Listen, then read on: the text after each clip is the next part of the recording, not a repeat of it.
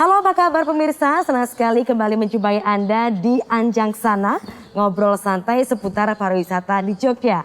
Persembahan dari Dinas Pariwisata Daerah Istimewa Yogyakarta. Dan di kesempatan kali ini bersama dengan saya Vena Bella Arin, kami akan mengajak Anda untuk ngobrol santai. Kita sudah berada di Prime Plaza Hotel Yogyakarta. Pemirsa, awal tahun 2020 Indonesia dikejutkan dengan adanya badai pandemi COVID-19. Banyak sekali sektor yang terdampak. Salah satunya yang merasakan dampak luar biasa adalah sektor penyelenggaraan event. Yang kalau boleh kita bilang sempat terpuruk dan bahkan juga tidak berkutik karena adanya kebijakan untuk tidak berkerumun. Tentunya demi tujuan mencegah penyebaran COVID-19. Tentunya banyak sekali adaptasi yang dilakukan meskipun juga sudah sempat jatuh bangun. Inovasi terus dikembangkan dan juga tentunya tidak menjadikan para pelaku event ini berdiam diri saja. Berbagai macam inovasi terus dilakukan dan bagaimanakah kira-kira para penyelenggara event ini bisa tetap survive meskipun saat ini masih menghadapi kondisi pandemi COVID-19. Saya tidak sendirian, sudah bersama saya di sini. Rekan saya akan mengajak kita berbicara lebih lanjut lagi. Sudah ada Mas Rido, Ketua Evendo DIY. Mas Rido, apa kabar? Alhamdulillah baik Mbak Arin. Alhamdulillah baik Mas Rido ya. Masih semangat gak nih Mas? Harus tetap semangat. Harus tetap semangat pastinya. Oke, Mas Rido, ini kita masih menghadapi kondisi pandemi COVID-19 ya Mas ya. Kemarin pasti juga sempat ngerasain gimana bener-bener terpuruk di awal kondisi pandemi. Gak bisa gerak sama sekali, gak bisa ada event sama sekali. Sekarang kondisinya seperti apa Mas Rido, teman-teman penyelenggara event? Kondisinya sekarang kurang lebih seperti yang sudah disampaikan Arin tadi. Kita kemarin sempat ada harapan yang cukup bagus ketika di akhir tahun tuh mulai pemerintah membuka ya, memberikan kelonggaran untuk bisa berevent, tapi dengan prokes, CHSE dan cukup ketat di kontrolnya. Nah, ketika memasuki tahun baru itu ada kebijakan baru lagi, di mana ada persyaratan yang cukup cukup ketat lagi. Betul. Terutama kalau teman-teman event bagian dari pariwisata ya, teman-teman pariwisata terutama yang di Jogja itu keberatannya itu di ongkos antigen waktu itu yang 250-an ribu per pack itu cukup memberatkan ongkos di mana biaya itu kurang lebih ya 202 kali ketika berangkat maupun ketika balik. Selesainya ya. Betul, itu kalau di compare seharga satu kamar kali ya kalau di hotel. Nah di event pun akhirnya kedampak karena orang mau berjalan ke Jogja mikir, mau bikin event di Jogja mikir gitu. Dan ya bagaimanapun kita harus tetap survive kan. Kita saat ini di event ya inilah ujiannya, gimana kita kreativitas kita diuji seberapa kreatif kita untuk menghadapi pandemi ini. Makanya banyak sebenarnya dari teman-teman Evendo sendiri yang sudah menelurkan program-program di tengah pandemi. Gitu. Artinya tidak menjadikan teman-teman penyelenggara event ini diem aja Mas Rido ya. Banyak sekali inovasi yang dilakukan mungkin juga terkait dengan penyelenggaraan event itu sendiri. Tapi Mas Rido ini kan kemarin juga kalau boleh kita bilang tadi ya sudah ada sedikit angin segar untuk penyelenggaraan event. Dan akhirnya beberapa waktu yang lalu juga ada meningkatnya kasus di Yogyakarta khususnya. Ini juga pasti membawa suatu tantangan baru untuk teman-teman penyelenggara event. Sejauh ini seperti apa itu Mas Rido? Yang pastinya sudah banyak terjadi cancellation untuk di periode yang ini ya, beberapa hari ini ya, terkait dengan merahnya kembali di DIY. Sudah ada beberapa ini yang masuk, namun tiba-tiba harus di-cancel karena faktor keselamatan dan kesehatan ini tadi. Dan ya kita mengikuti aja. Kabar ya angin segarnya karena ini sudah hampir setahun dari pihak tempat khususnya venue hotel maupun venue lapangan itu sudah tidak begitu kaku seperti dulu. Kalau dulu cancellation ini menimbulkan banyak problem gitu kan. Kalau sekarang mereka bisa lebih mereka bisa lebih luas karena memahami kondisinya memang seperti ini harus berjalan bareng. Jadi memang ini menjadi suatu keprihatinan bersama Mas Rido ya. Dan artinya juga memang mau tidak mau ya harus seperti ini yang dilakukan. Mau gimana lagi gitu. Tapi Mas Rido tadi juga disampaikan bahwa ada inovasi yang dilakukan. Meskipun mungkin dulu kalau ngomongin event itu kan pasti cenderung rame-rame Mas. Banyak kerumunan, kemudian juga nontonnya rombongan segala macam.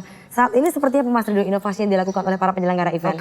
Kalau kita masih ingat dulu di Jogja setahun yang lalu kurang lebih dari teman-teman event itu sudah menelurkan ada namanya nikah virtual, virtual wedding. Mbak Arin juga terlibat di dalamnya kan, langsung waktu itu jadi viral gitu. Iya betul. Itu salah satu upaya teman-teman di event untuk menghidupkan industri bisa jalan. Karena kalau kita urai gitu kan dari penyelenggara event sendiri, ada event dari government, dari swasta, event dari keluarga maupun dari promotor. Nah, terkait yang nikah virtual itu kita berawal dari ini orang mau ibadah kok susah ya sekarang ya di tengah pandemi. Padahal ini bisa diantisipasi loh. Kita ngobrol utak-utik sama teman-teman yang lain, ada dari catering, ada dari WO, dari perias gitu.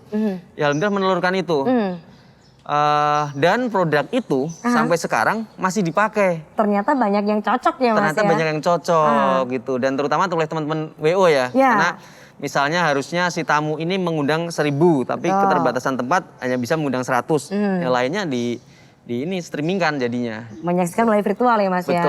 Oke, artinya kalau boleh kita bilang ini Mas Rido ya, sekarang ini yang dilakukan adalah menyesuaikan bentuk acara, meminimalisir partisipannya, tapi juga tidak mengurangi esensi dari penyelenggaraan acara tersebut. Betul sekali. Oke, ini juga menjadi tantangan tersendiri ya. Mungkin kalau kemarin disampaikan juga Mas Rido tadi ada antigen segala macam, kemudian juga bagaimana untuk penyelenggaraan virtual ini juga pasti ada tantangannya juga, adaptasi dilakukan. Termasuk juga kalau boleh kita bilang pengurangan jumlah dari panitia pelaksana mungkin ya Mas Rido ya. Pastinya. Kalau kita ngomong dulu kan pasti ada LO peserta sendiri, kemudian ada juga yang ngurusin talent.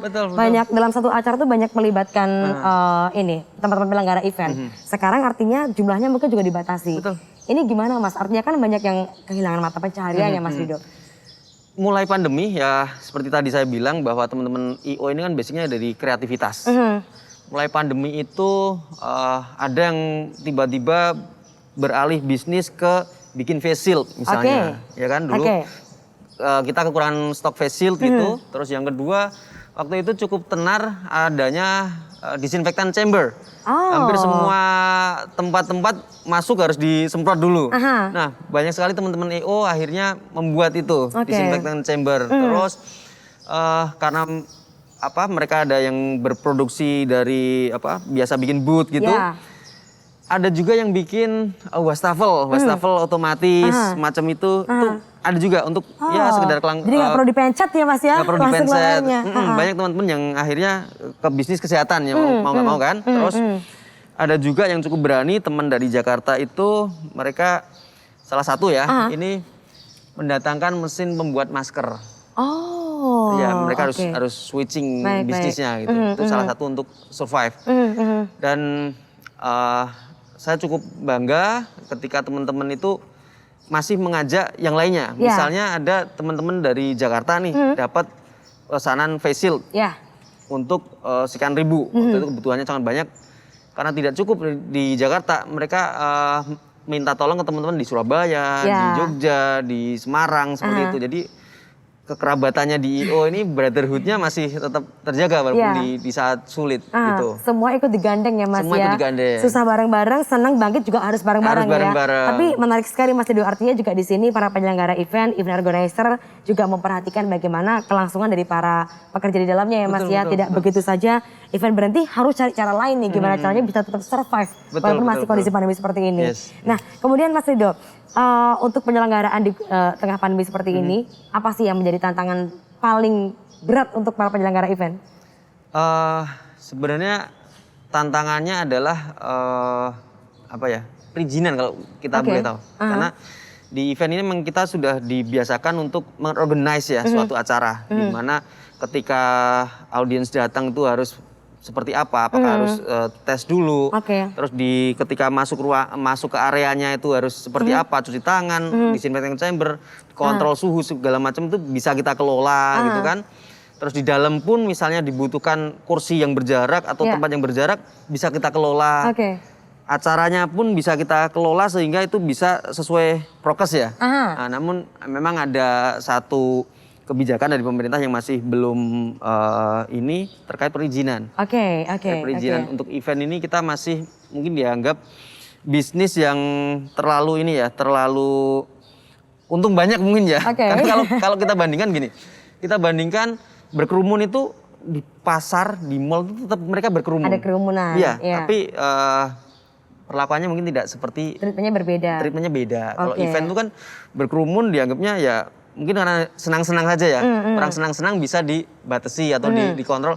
Besok aja lah senang-senangnya kalau habis ini. Padahal pandemi gitu ya. Habis pandemi. Padahal dalam kegiatan event itu kita banyak loh tenaga kerja yang terlibat. Ya betul. Tidak sekedar orang-orang yang terlibat dalam event organisasinya saja ya Mas ya, tapi juga vendor-vendor yang lainnya loh. Betul. Mulai dari artis, MC kayak Mbak Arin gitu kan. Terus ada vendor, mulai vendor. Dari soundnya mungkin ya. Sound, tenda, lighting, itu kan vendor yang satu vendor kadang melibatkan 10 sampai 50 gitu. Betul. Belum lagi yang teman-teman LO misalnya kan. Apalagi kalau artis sekelas luar negeri yang harus LO-nya banyak gitu. Oke, artinya ini juga kalau kita berbicara soal event terdampak akhirnya bukan cuma para pelaku event saja yang terdampak merasakan langsung Mas Ridho ya, tapi juga bahkan banyak juga yang ikut merasakan efek domino dampaknya, dari tidak adanya event tadi. Nah, kalau dari Mas Ridho sendiri nih Mas, di tengah kondisi pandemi seperti ini juga pasti bersama dengan teman-teman dari para pelaku event di Yogyakarta khususnya. Sekarang ini harapannya seperti apa sih Mas Ridho?